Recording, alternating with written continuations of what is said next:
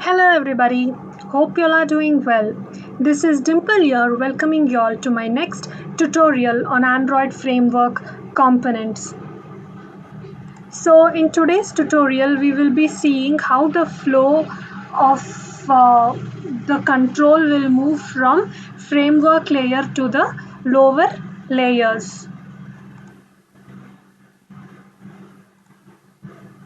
So as I have already explained the architecture, Android architecture in my previous tutorials, we all know framework layer will be the second most layer. The top layer will be the application layer, then comes the framework layer. Below the framework layer comes all the C libraries and Android Dalvik virtual machine runtime libraries, below which comes the hardware abstraction layer, and then comes the kernel, which will communicate with the drivers. So here I'll brief it again. So the high level Android application framework will provide developers a rich set of functionalities to interface and interact with the device and its various services and components. So it's the framework layer which will provide all the functionalities to communicate with various device components. So these services will be wrapped into APIs and those are managed by the system server. So all the application framework communicates with native modules via IPC proxies to enable elegant abstraction layer while accessing Android system services. So through IPC, they communicate with the lower layers to access the display, connectivity, camera, battery, power, and many such hardware things.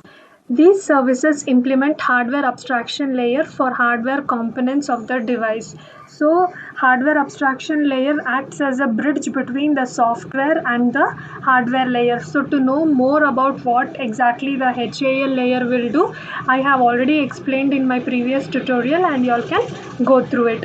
So below the HAL layer comes the actual Linux kernel, which provides device drivers with lowest level functionalities in addition to Linux core offering such as memory management and power management. So to explain the flow, how the flow will go from the framework layer to the Linux kernel layer, I have taken an example of Android Power Manager framework. So here I'll be showing you all how from which file the control goes to which file and in which part of the layer that file will be present. So everything begins with the initialization process. Okay, like other system services, Power Manager service inherits from system service. So when I boot up the device, when the device is booted up, first thing will be called is system server.java. So system server.java is the one which starts all other services one by one. So Power Manager service will be called earlier because Power Manager is the main like backbone of the Android device, right? It should start the display, battery, everything.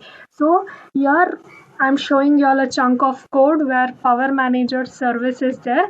So this is the system server.java present in this particular path. Here I have taken Android Xref AOSP source code to demonstrate.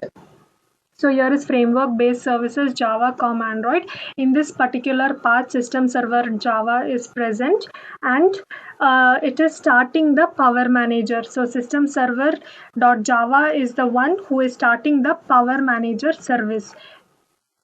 Next, we'll go to Power Manager service. So the control from the system server is going to Power Manager service.java. So this Power Manager is present in framework based services core Java COM Android server power in this particular directory, and here is the constructor which will be invoked first. What does this constructor do? Constructor will spawn a new process and it is starting a handler to handle that process message, and then it's starting all the suspend blockers, wake lock. So I have explained already what is a wake lock. Wake lock is a mechanism which will not allow a device to go to suspend mode. So these wake locks, it will initialize. Suspend blocker is the one which will never allow the device to go to sleep mode. It will block it.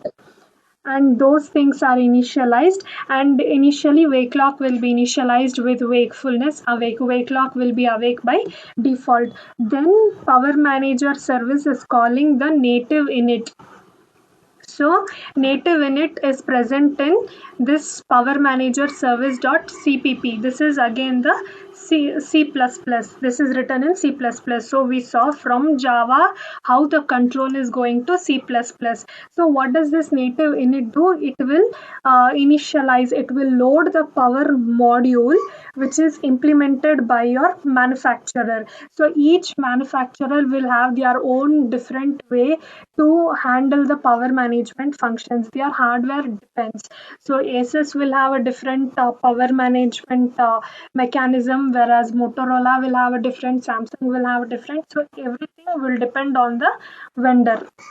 So your native init is the one who is responsible for loading the power module, so that that power module is available to the higher layers. Now this power module, all the power module, how the manufacturer is designed, that is present in power.c file. Okay, this is the lower layer, Linux layer, you can say. A lower layer, so here all the hardware details and API version, power module version, all of these will be present, all those information. So we saw how the control from the CPP, from the power manager service.cpp is going to the lowest layer power.c file. Okay, so now this file is the one which will be communicating with the drivers, the actual hardware drivers. Now this is the software layer and this is the hardware layer. So how the communication between the software and the hardware layer is happening? It's happening with the help of HAL. HAL you all can find in Android hardware interfaces power folder. So this HAL is the one who is responsible for the communication between the software and the hardware layer. Hardware layer can be implemented in their own ways. It depends on each manufacturer.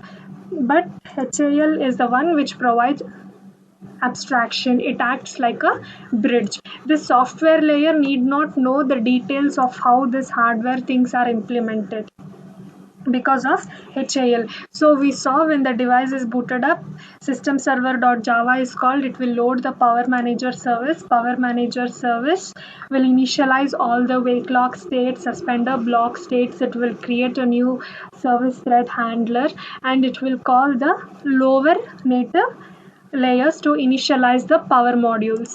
This lower native layer will initialize the power module by calling the power.c file which is present in the Linux kernel layer. This will further communicate with the hardware drivers. Now the bridge between the software and the hardware layer is through power.hal. So that was all I wanted to tell you all. I wanted to give you all an example how the flow goes from the Java layer to the lowest kernel layer C, which is written in C. So I hope this was informative and helpful. Thanks everyone for watching. Stay tuned with my next tutorials to gain more details on Android framework. Stay home, stay safe, take care, bye.